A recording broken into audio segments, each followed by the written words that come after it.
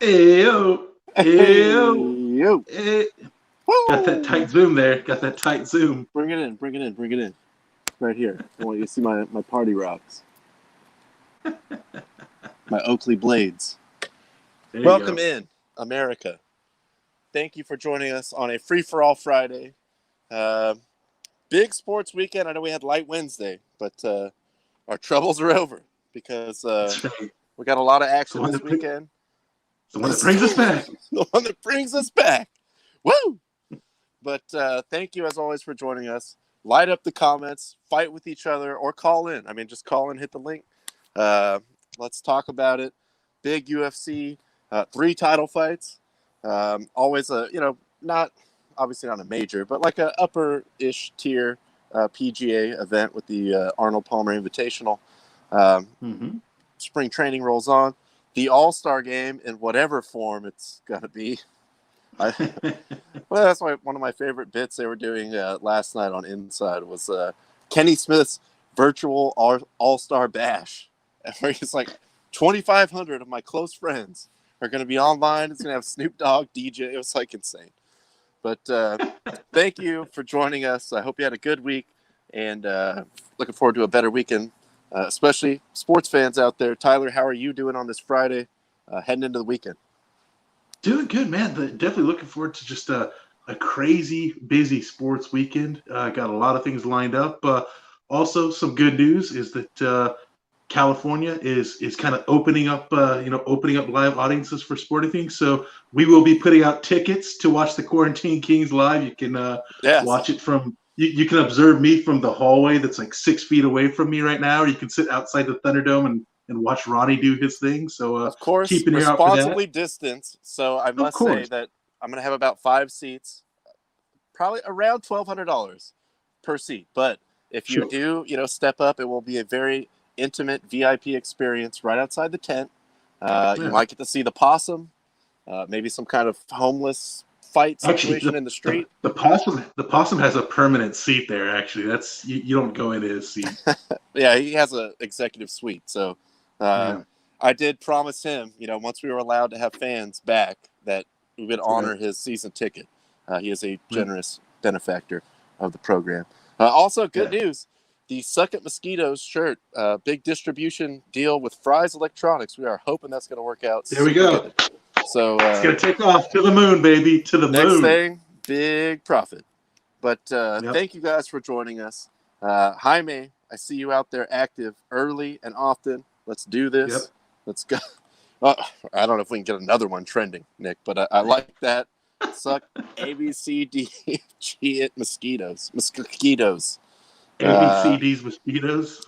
and Suck It Mosquitoes. Never forget about the OG, of course. Check them out. Fry's Always, always. Electronics. While they last, we do expect them to sell out. So get down to your Yep. local Fry's Electronics. A very stable, and I see that store just going on forever. I mean, that's just me. Oh yeah, But definitely.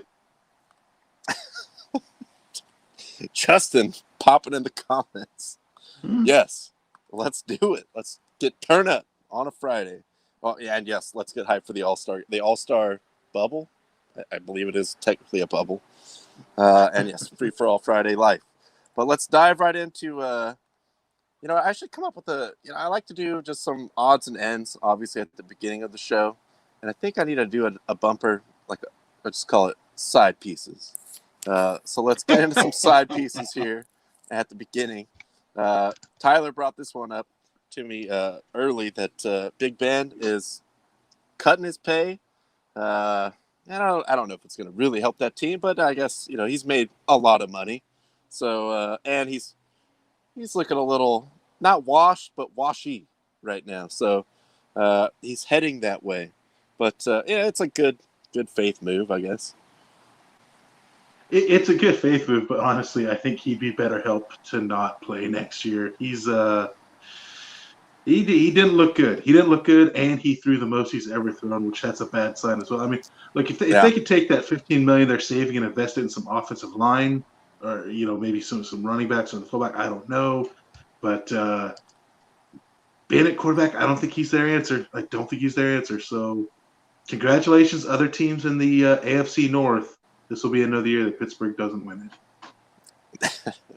It wasn't Breeze bad where it's like obviously he cannot throw more than 15 yards, but it was just he's looking old. He's looking, big guy, used to run around a lot.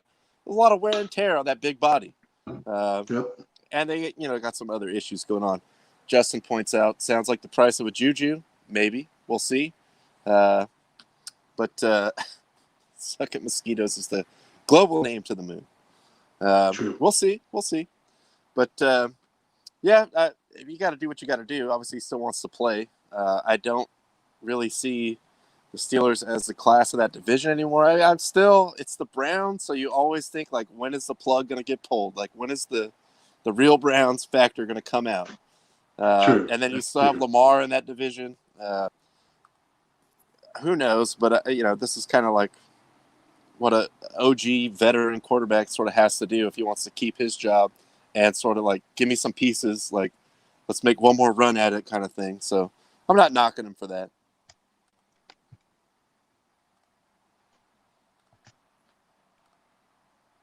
All right, let's slide down here. Oh, we got one more coming.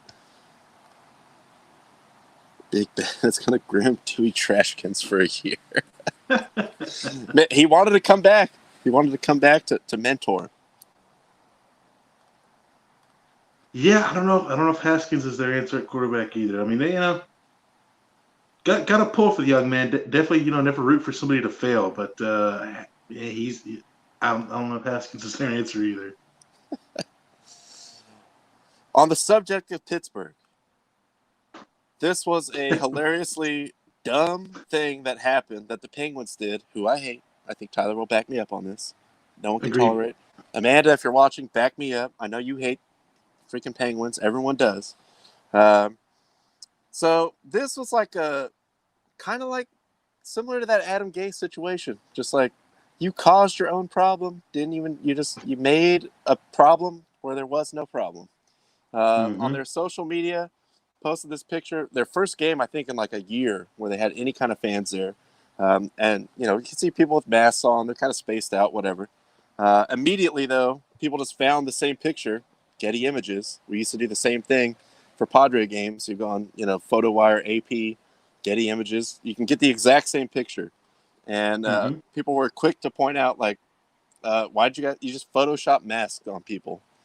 And it wasn't even, like, super egregious. Like, they put, all right, so right here, this is where I kind of zoomed in. So the lady here in the red that you can see, she has it on her chin. I mean, it's not the right way to wear your mask, but it's not like Chin diaper. Yeah, it's not terrible. Like, she wore a mask. She just took it down and take a picture on her phone, whatever. They put it up on her nose. Like, oh, we got to do that. This guy down at the bottom, same thing. All they did was just bump it up a little bit. Let me get the banner out of the way. All they did was just like a little extra inch. Like, no, everyone that comes to our games totally wears their masks over their nose. Like, it just seems like a weird. And then they also just totally cut this girl at the top of the original out because I guess they didn't have the Photoshop capabilities to put a mask on her. So good job. Real tough stuff. You got to get a real professional Photoshop that. You could get me, honestly. Like, I can handle that. Hit me up. You know what, Penguins? I take it all back. If you're hiring, I could do a way better job than that. I'll do whatever shady things you want me to do. But it just seems like this was dumb as hell. Like, I'm not really mad. Like, people, all the time I see it at the bank. You see it at the grocery store. People have it, like, just below their nose or, like, they still have the mask or just kind of whatever. But it just seemed like a weird hill to die on. Like, and then hitting up whatever intern, like, no, make sure all the masks are over the nose. Like, and then you put that out, and everyone's like, we saw the picture. Like, you just look like jackasses now. Yeah, it's like, if you would have just put the picture out as normal, people could just say, like, okay, well, that person, it's that person being a dick. Or maybe that person, like, just took a drink of water, just happened to, didn't pull the mask back up. Like, it could be anything. But yeah, now that they went out of their way to alter it, it's like, okay, now you just look like dickheads. So nice job, Pittsburgh. We were talking about it before the show. It's like, if you posted the original photo, honestly, any negative comments would just be directed at those people, like, wear the mask the right way. But it wouldn't have anything to do with your team. But the fact that you had this elaborate cover-up for no reason. You look like an ass now, Penguins. I wish I could ask this photo right now, but I don't have the capability to do that. But Penguins, ass. Hang on, wait, no, you can do it. Oh, all right. Wait, I don't have a solo ass, do I? For some reason, I thought I was going to bring. For some reason, I thought I would move the photo to the other side, but No, no, that was my mistake. No. Now you can. Well, now you can. You know what that means, Tyler. I sure do. Ass. I deserve that. I deserve that. Oh, You know what? We know what the ass was applied to, so don't try to flip that ass back on me. Don't try to back that thing up on me. But back that thing up. Just why do it? Nobody would have cared. Like I said, there might have been like 3 or 4 people in the comments like they should wear their masks the right way. Those people are always going to be out there. But now your entire franchise media department, you just look like idiots. So I enjoy that because I hate the Penguins. But maybe just don't go there. Just don't dive in there. Don't mess with that. I'll save that for the basketball part. Couple other things. Boom. Premier League coming up this weekend. Yep. West Ham, Leeds. Like I said, every time anyone plays Leeds, that game is on crack because West Ham could win by 7, but also it's going to be nonstop, end-to-end action. Couple other ones that I like out there, just for the randomness of it. I mean, Fulham, they're really bad, but who knows? Liverpool's kind of really, really up and down. So that could just Liverpool, be like, yeah. What's going on with Liverpool? And then, of course, City United. Yeah, look, Liverpool's lost 5 straight home games, and so now they're hosting Fulham again. So it's going to be like, ooh, I mean, if Fulham wins this one, then I think people might actually legitimately try running Klopp out of the league. Yeah, I mean, it's this weekend. It's not a lot of great matchups. I mean, even City United, I think City's probably going to win that one fairly easily. City is lapping the entire league at this point, so not really worried about that. Chelsea Everton on Monday is going to be a good one, and then of course, yeah, like I said, I mean West Ham. Hopefully they can just bounce back, get that win against Leeds, and stay in the race for that either Europa or Champions League spot. So that would be but all in all, it's not an overly exciting weekend, I don't think. Just hoping, take care of business, West Ham, and screw the rest. Let's go to Europe. Let's do it right, boys. I do want to go back to this comment. I'm sorry I missed it originally. But off a solo ass, yes, that is true. Factually this correct. Is true. And also, Penguins should have reached out to the Marlins. They've been photoshopping fans for years. And yes, that is also true. Have they? Have they been photoshopping fans? No. I always see empty stands. Let them look. Let them see right. what is happening here. You see who's not here. And a couple, we got Jaime's picks rolling in. Arsenal over Burnley. That's a hot take. Southampton over Sheffield. Another scorching hot take. Sheffield, I don't even know if they might have like 2 or 3 guys that are actually legally blind on the team. Just at this point, every time I see them on TV, it's just like, what is this? I feel bad for them, but there's just no way back. There's no way back. Wolves over Aston Villa. That could be actually a kind of a tasty game. Brighton over Leicester. All right. Now we're getting. That's a bold pick. That's a bold pick. Actually, that is a entertainment purposes only right there. I'm just gonna. That's right. At your own peril. Please believe that. Please believe that. But hitting a couple more here. It's got West Brom over Newcastle. Could see it. Okay, I can see that. West Brom's actually been playing pretty well lately. United over City. Wow. Ooh, all right. We already put the disclaimer up. All right, Jaime, you're out of control right now. You're out of control. I don't know what is going on over there. The comments keep moving down, so I can't catch them. Liverpool over Fulham. Probably, but who knows? I mean, Liverpool's they're in a weird way right now. That's all I'm saying. But should be a little, always a nice little nugget. Oh, Spurs over Chris. Yeah, probably. Most likely. Anyway, as you know, we are the Premier League show, and especially West Ham show of record. So catch some Premier League if you can this weekend. But as we swerve over into a couple other things, I did want to hit the Arnold Palmer Invitational this weekend. Like I said, not a major, not really like a next to major, but sort of a marquee event. Sorry, Baron. As you see, we got a Canadian guy out of nowhere. And then the dreaded Rory McIlroy in third place. But DeChambeau's up there, Spieth hanging in there. So that's the leaderboard. But I think for me, the story of the day, no pun intended, was Jason Day, who was tied for 7th at the time, hit his tee shot into a bird's nest. You see great telestrator work also right there. He had to get the binocs out to check this out. And then he's oh, my goodness. Oh, man. Fowler's back there like, hey, man, what's going on over here? But Tyler and I, this sort of brought up an interesting conspiracy theory. It does seem like Fowler is always there at these scenes of great misfortune. We saw DeChambeau just crushing his driver with his own girth. Fowler in the back looks on in horror and disgust. So perhaps he has been there at the just, throughout time and terrible, like we said, Mount Vesuvius going off. Maybe he was there. Yep. I don't. Yep. JFK assassination. He was in the background, talking to his caddy. Let me hit the. Give me the five. But right. For some reason, he's always in the background in these. He was seen speaking with Judas before the final supper. Yeah, there's a long line. I mean, you have to go back. He was teeing off to the side before the Hindenburg took off. It's just he's always been there. He's always been there. Whenever there's misfortune or human misery, seems like Ricky Fowler is in the background for some reason.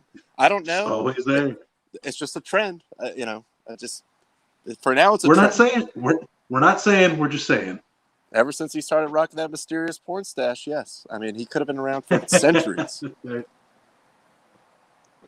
The Baron. Are you English? Are you English? Look, give it. Let's get to the weekend. Let's see what happens. Cool your jets, Baron. There's still time.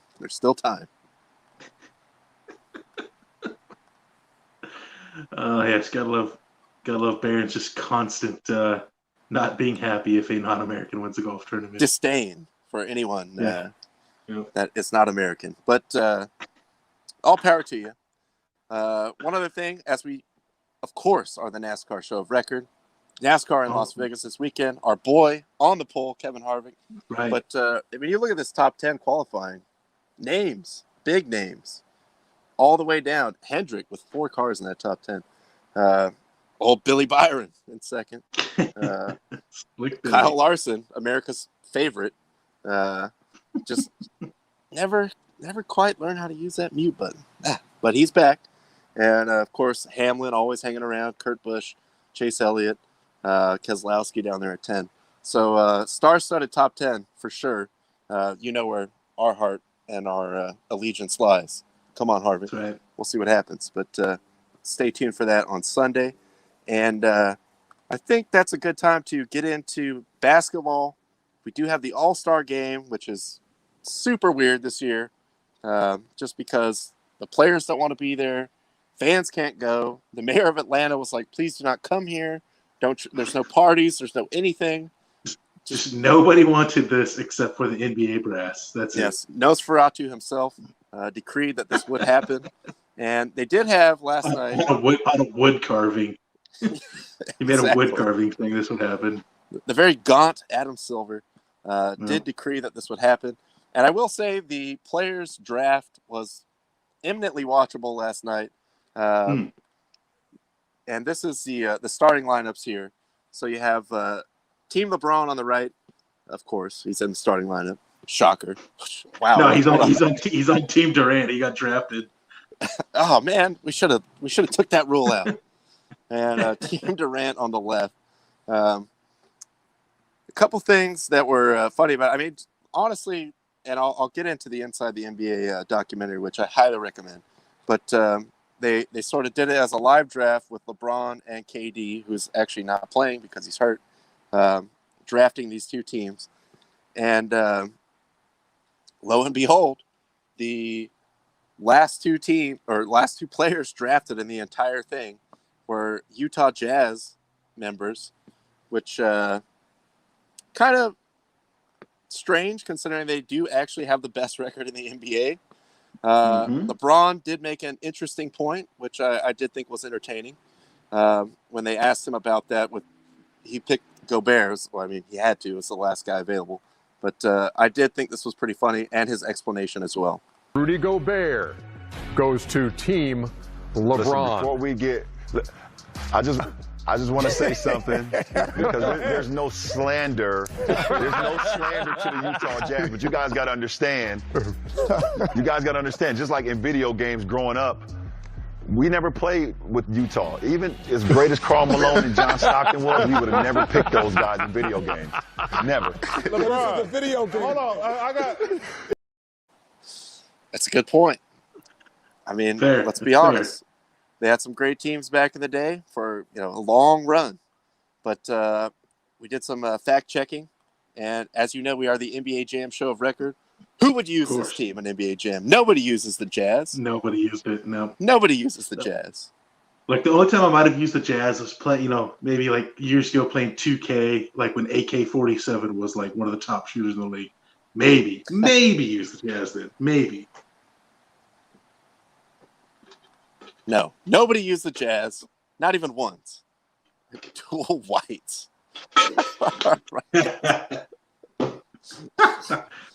Not even for that. And also, you would just get ran over with Stockton and Hornacek. Come on, that's ridiculous. True. You would just get blown away. Yep. I would tell you this. Tyler and I's combination of Shaq and Scott Skiles would have wrecked that. Easily. Unstoppable. Justin also points out he's the French Dikembe Mutombo. All right. Well, he also he didn't, but I'm just gonna say it. He caused COVID. All right, Gobert, you deserve to get picked last. It's true. Even though this is true. Absolutely did not, but I'm just gonna say that just because. But nobody picks the Jazz in NBA Jam. I will stand by that. Yeah, no, that's a fair statement. I can't recall ever having used them in NBA Jam. There's no reason to. It's just patently ridiculous. No, there's so many better combinations. And one other thing before like I said, I did want to point out they are running a 4-part Inside the NBA documentary. The first one was out last night. It's excellent. Definitely recommend watching it. They started with Ernie last night. Tonight's Kenny Smith. I would assume tomorrow is Shaq, and then the anchor leg would be Charles Barkley, the anchor leg of that whole show. But very well done. Even if you're not like an Inside the NBA fan, I've only seen the first one so far last night, but the weird beginnings, Ernie Johnson was like a sideline reporter. He was doing the Goodwill games. He was like covering judo and stuff. And then they brought him in to host the show by himself. They brought a bunch of guys from ESPN to produce it. And then they just sort of like figured out like, well, it's better when he has like different voices to go off. They showed Kenny Smith while he was still an active player, which they'll still do from time to time. Guys that get knocked out of the playoffs or whatever, they'll come in studio, sit in, and just sort of the formulation of the whole current, dream team squad that they have now. But it's very well done. Can't recommend it enough. I can't wait to see the second one and the rest of the entire thing. So check it out if you have not already. Yeah, I didn't get to watch last night's episode, but I've got that DVR. I've got tonight's episode DVR, and I'll probably be watching those when we finish up here tonight, actually. Definitely look forward to that. I mean,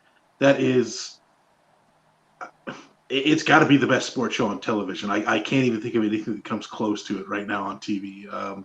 So, yeah, definitely getting to kind of see the history of it, some behind-the-scenes stuff. Definitely looking forward to that.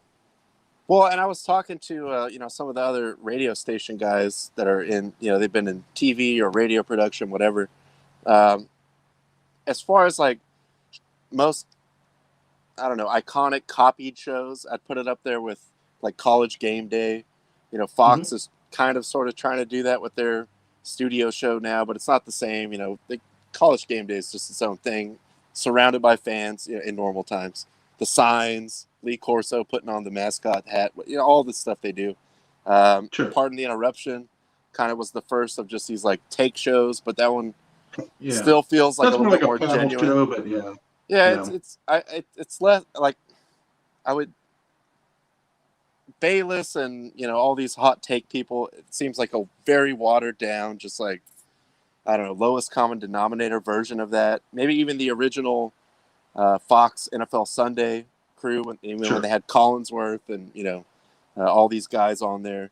MLB Tonight, another great one. TBS's baseball show they got to go today is pretty good. But, yeah, I mean, even that is essentially an imitation of Inside the NBA. Yeah. You have your normal host guy and then like 3 former players on there just kind of talking just craziness. Just running jokes at each other, doing whatever. I like what they're doing, but I think even they know it's not exactly the same. It's entertaining, but it's just like the lesser than version. But definitely check out the documentary if you have a chance. One last thing on the NBA before we check in with the fight doctor and maybe the fight phlebotomist as well, making a cameo tonight. We were big on the Lakers Kings game. Kings minus 3.5, and the Lakers did cover. But this guy, I mean, this is like a mega parlay. This is plus almost 5,200, and I mean, he just got greedy. Let's be honest. He got the Pistons over the Raptors, Bulls over the Pelicans, and yes, the Nets, but covering the 8.5, which is a lot in the NBA. That's a lot. Yeah. When you get into garbage time, it's like, that easily can get knocked down to like 6, 5, whatever, even though the game is well in hand. And then you had the Lakers money line, and that's on you, bro. But that would have been amazing if it hit. Yeah, and look, I mean, for a time, it looked like that was a possibility, just because, as I said many times on the show Wednesday, the Kings outright refused to play defense against anybody. So they're letting the Lakers, not led by their at best number 3 player, still put up 120 something points. It's I love my Kings, but I absolutely hate my Kings too. So also, the Lakers bench squad was not interested in playing any defense at all either. So if you had the total points, you're chilling. I mean, by the end of the third quarter, you're like, I'm good. Like, there's no way. I'll always say, any Kings game, you just take the over, because the Kings will score a lot of points and they will give up a lot of points. Yeah, I mean, it was going to be up and down. And then, again, a hard ending for Kings bettors in that game, because it came down to a situation. They were up by 1, but they had the ball. So it's like Lakers got a foul to give. So that's going to take a second off the clock. Then you're going to go shoot free throws. But then either way, make or miss, you're only up by 3 if you make both. And then the Lakers are going to have to do like some kind of crazy fadeaway, like 40-foot 3. It didn't happen. But it's just interesting to watch that play out. And yes, I agree. Inside the NBA works so well because of the banter, and shit talk is a core to the entire program. And honestly, some of the matchups inside is more entertaining than the games. And if it's like a bad game, they will openly just shit on the game at halftime. Like they're just like, oh man, like just talking, like what is this? Like what is happening here? And so I don't know. It's not to get you to tune out, but they can do whatever they want. So they're just like, go. I'm kind of curious to see what the crew's going to say to Shaq after his appearance on AEW Wednesday, which I didn't realize it because, like, you think about it, like they AEW put that on free TV, and I was trying to figure out like why that would be on a pay-per-view, and I realized, because their pay-per-view is Sunday, and so is the All-Star Game, so they actually probably couldn't have Shaq on their Sunday. True, but yes, I want to hear what Barkley has to say about him going through tapes. Looking forward to the All-Star Game, whatever form it takes. I know they're going to try to like wedge the dunk contest in at halftime. I don't know. Maybe they do the 3-point contest before the game. There's no way they could do like an hour halftime. But probably the 3-point contest would be the one to watch because everyone could shoot threes now. So that could be a little bit of a barn burner. But it's still the All-Star Game, I guess. But it's not like, the players don't know why they have to go. There's no fraternizing. There's no parties. fans can't go, which it's really a game for the fans anyway, so it's kind of weird. But they will move ahead with the All-Star game. But we will see what happens there. And I think that leaves us enough time to get to the Fight Doctor. Ladies and gentlemen, this is the main event of the evening. the heavyweight champion of the world.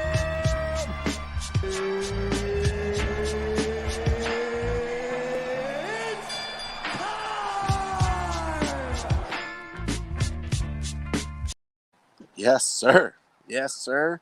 UFC 259, and they are bringing us a bounty of title fights this weekend. Three in one event. Yeah, it's going to be a good one. And you know, I would like, before we get into talking about this, I actually would like, if we have perhaps a, you know, maybe some other person with some fight medical training on hold here. Maybe we can bring them on the celebrity hotline. All right, I do see on the Corey's Market and Liquor, that is 3324 University Avenue. Corey's Market and Liquor, we do check IDs. Please believe that.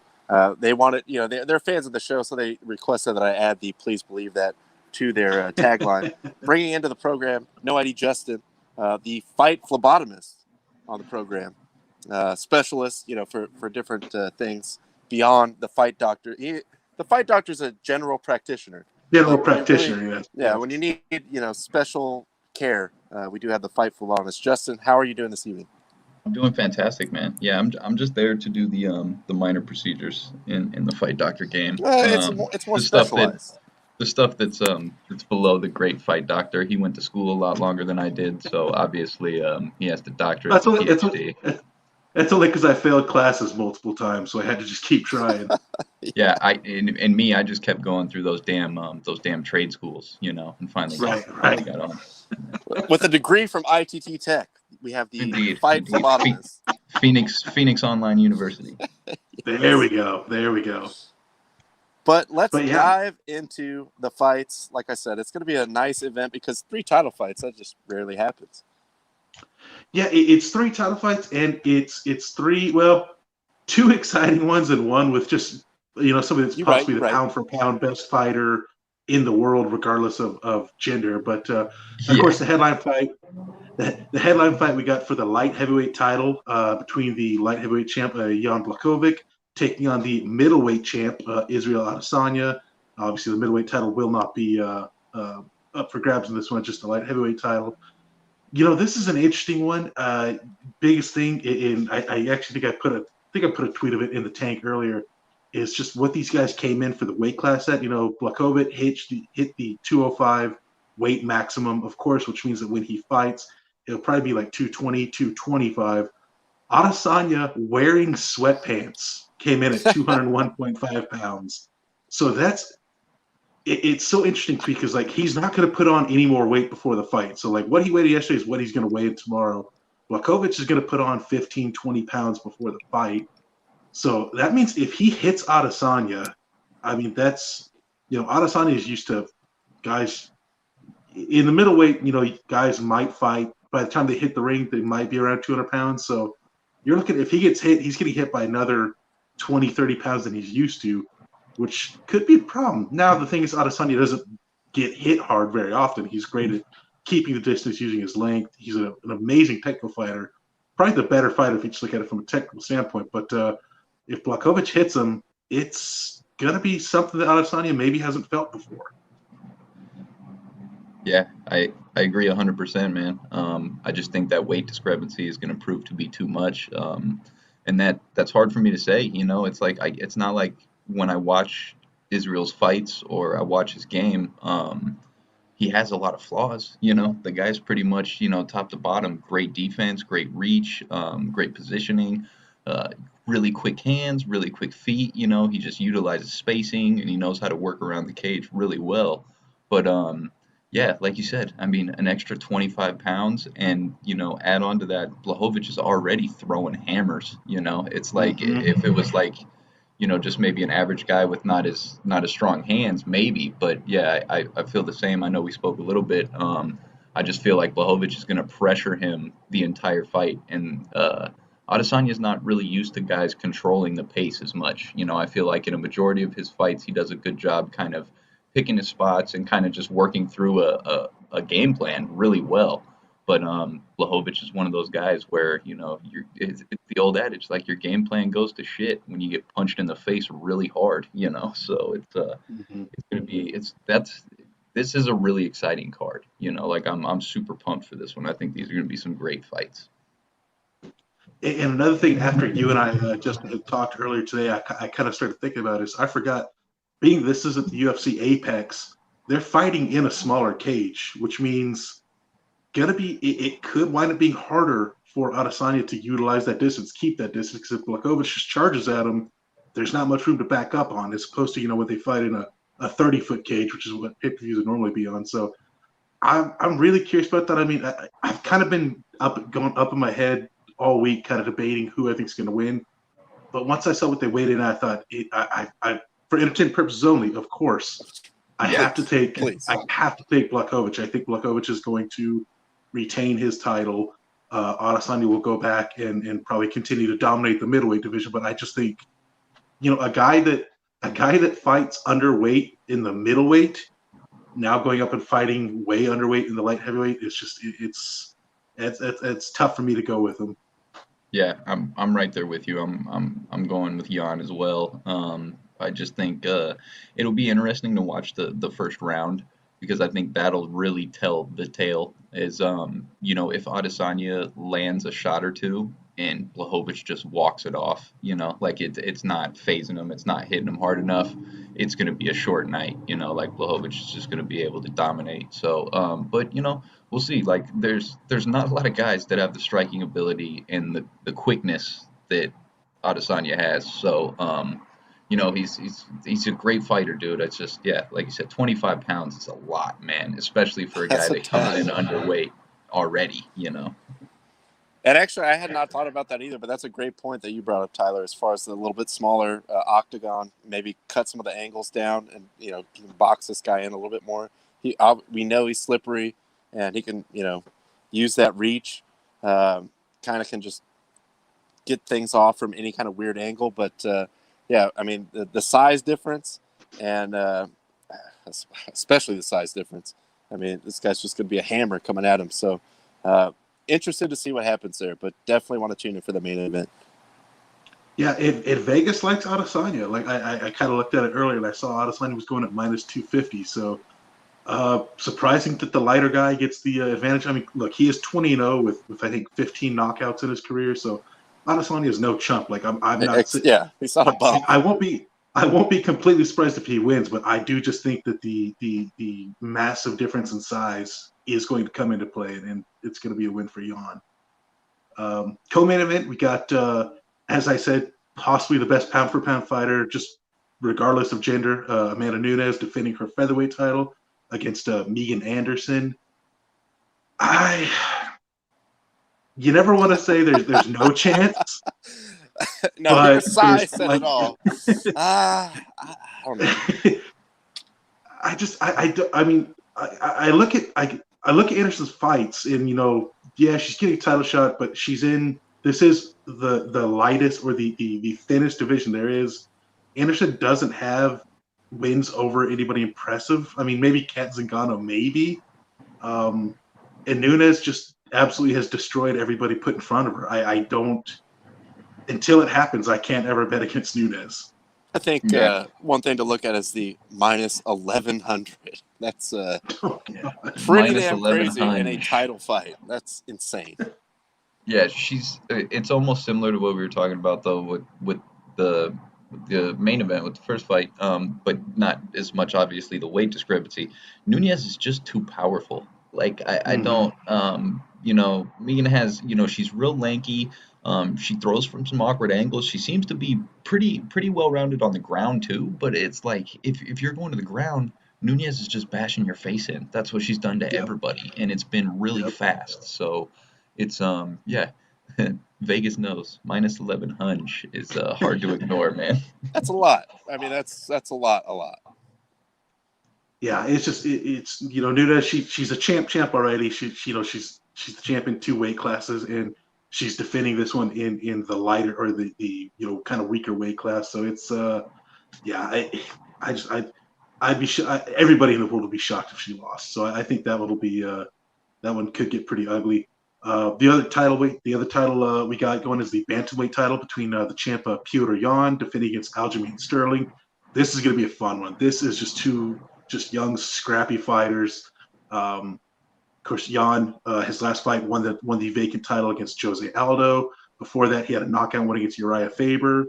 Aljamain Sterling's coming off it's just an insanely impressive performance over Corey Sandhagen when he got the rear naked choke on him. Before that, beat Pedro Munoz, Jimmy Rivera. This one's tough. I think Vegas has it pretty close. I think Aljo was like 105 and Yan was 115. We're talking like real close odds here. Yeah. I like Aljo. I mean, neither person winning will surprise me. And it's usually when it's a toss-up, I say bet on the Russian because Russians are insane. Yes. But I really like Aljo, so I think of this one. I think Sterling's gonna somehow take him down and get a sub. One thing I was thinking in my research for this fight is the longer it goes, the more it will favor Yan. Yan has gone to the distance 3 times. Aljo did it once, and that was back in 2011. So I think Aljo is going to look to try and finish early because I think the longer it goes, the more it favors Petr Yan. Finally, there's going to be a differ in the medical facility. That's a second opinion. Here we go. Yeah, exactly. Second opinion. I am gonna take the doctor's advice. I am not gonna pick against the Russian. I think Yan is just like too well rounded. I think he's gonna be able to extend the fight and draw it out. And yeah, like you said, that's gonna work to his advantage. The lack of experience going deep into fights and Sterling. This is one of those where my heart is in one spot, but my entertainment purposes only wallet is in a completely different one. So for the entertainment purpose wallet, I will go Yan on that one. All right, I like that. Like you said, look, either one winning is not going to be a surprise. And even Vegas, like I said, the odds are basically even with them. We're in agreement. As much as like the names, for the main event, as much as those names are huge, Sterling Yan is going to be probably the most enjoyable fight to watch. So I'm looking forward to that one for sure. Well, look, to me, the lighter weight classes are always the most fun because those dudes just swing like crazy and they can go for 5 rounds. They're not going to get tired. So when you've got the 2 guys at the top of the bantamweight division, it's got to be fun. It's going to be an exciting fight, fast paced, just nonstop. So, yeah, I think that one's probably going to be the fight of the night. Just the other 2 fights on the main card, I did just want to kind of touch on. We got a lightweight battle between Islam Makhachev and Drew Dober. Makhachev is a disciple of Abdul Nurmagomedov, father of Khabib. He trains with Khabib. Got a 6-fight win streak going. I didn't realize this. This is an interesting stat. He's suffered the least significant strikes absorbed per minute in UFC history, less than 3/4 of a strike per minute. I don't see this any different. He's just going to take Dober down, have his way with him, get him in that Dagestani handcuff, drag him to the ground, do what he wants with him. Makhachev, he's a heavy favorite in Vegas. There's a reason for it. I really like him in that one. And then the opening fight on the main card, a light heavyweight bout between Thiago Santos and Alexander Rakic, 2 guys that are probably both top 5 light heavyweights. Maybe the winner gets a title fight next up. I gotta go Santos. That dude's striking is just awesome. He's a dude that will just throw as he's backing up, will find a way to throw a head kick at you. He's just a crazy, weird angle striker. Rakic is great, young talent. Just recently had a 12-fight win streak snapped. There's a reason he's a top 5 guy, but I got to go Santos. Give me the striker in this case. The second opinion does not differ once again on either of those. I think we're in the same boat. Get it looked at, but if the second opinion comes in the same, it's minus 410. It speaks for itself. But yeah, this is going to be a very exciting fight. Not just 3 title fights, but I love watching Makhachev, and then I think that opening fight is going to be a fun one between Santos and Rakic. So definitely a very exciting fight Saturday night. One more thing before we get out of here. Tyler brought this up to my attention, and the label I will get into, but Dana still out there just reaching for that rainbow, just hanging on to that dream. He is not stripping Khabib. There's still a chance, he says. And Tyler uploaded this into the hopper earlier today as Crazy X Dana. I mean, bro, just give it up. Like, he's just not into you, dude. Like, just, he doesn't need it. He don't want to come back, and he'll decide if he ever does. But Dana's still, just hanging on to that dream. Yeah, he's look, you guys had your relationship. It was great. You had some great times. You grew apart as people. It happens. Dana, you just got to get over it, man. You got to get over it. Gotta move on, man. You gotta move on. Dana and Joe Rogan just got to go out to a bar, have some drinks, hit on some girls, find a new girl. The Big Ten wrestling tournament, Ronnie, you pointed out the Big Ten wrestling tournament this weekend. Go there, go find it, go find a new powerful wrestler there. Hey, bro, we're going out tonight. We're going to the Big Ten tournament. We'll find someone, man. It's all good. Like, you got to get over it. Just get him off your mind. But I don't know, dude. He's really sweating this Khabib thing like it actually could happen, and I have seen no indication whatsoever that will ever happen. It seems like he's well and content, retired, unless just back up the Brinks truck to his house with ungodly sums of money. But That's not even going to matter, though. It's not even. To him, it doesn't matter. Forget about Khabib, man. Khabib's the past. The future lies in Lancaster, California. Oh, there you go. Yes. Yes. Yes, we got to advertise that. Being we have the fight doctors here. Of course, Justin, your boy Shinigami. Your boy Shinigami. Oh man.